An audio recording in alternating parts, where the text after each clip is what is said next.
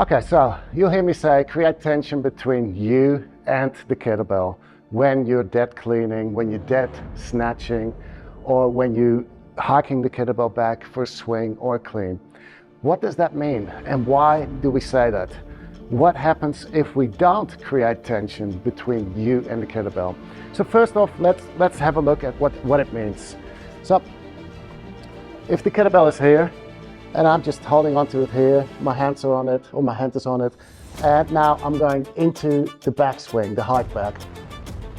That is not tension, but this right here is tension between me and the kettlebell. Okay, let's look at another one. Right here. My wrist is bent, my elbow is flexed, and now I pull. That's not tension. Here, I pull up a bit already, and now there's tension between me and the kettlebell.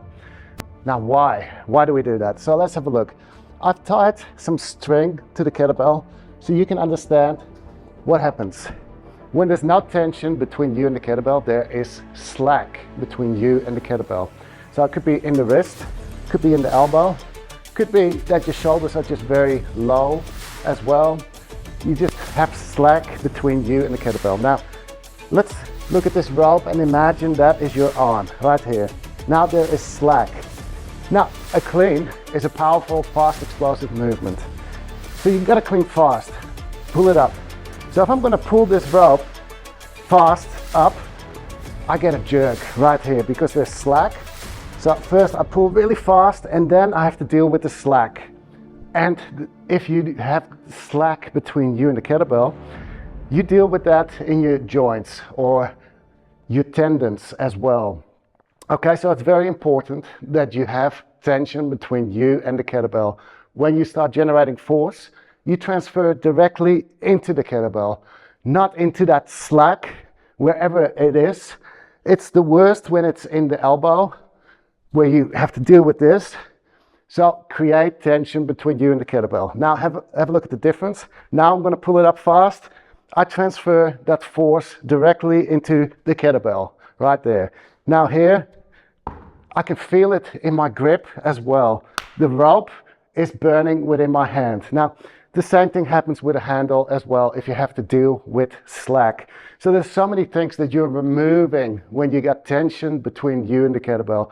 So you're keeping your joints safe, you're keeping your tendons safe.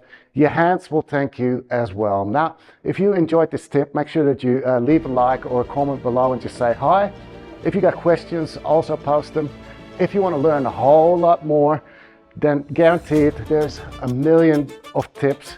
This is just the tip of the iceberg that I have in store for you. So become a member, join a course, buy a book, or just ask me questions in the free kettlebell community with over 58,000 members right now, I think. So see you there. Make sure you say hello. Now let's quickly run through it. So right here, I'm gonna hike back and swing. Here I'm gonna hike back and clean. Here I'm gonna hike back and snatch.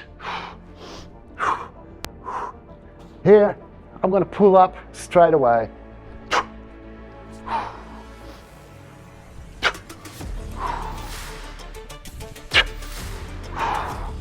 All these exercises require you to create tension between you and the kettlebell.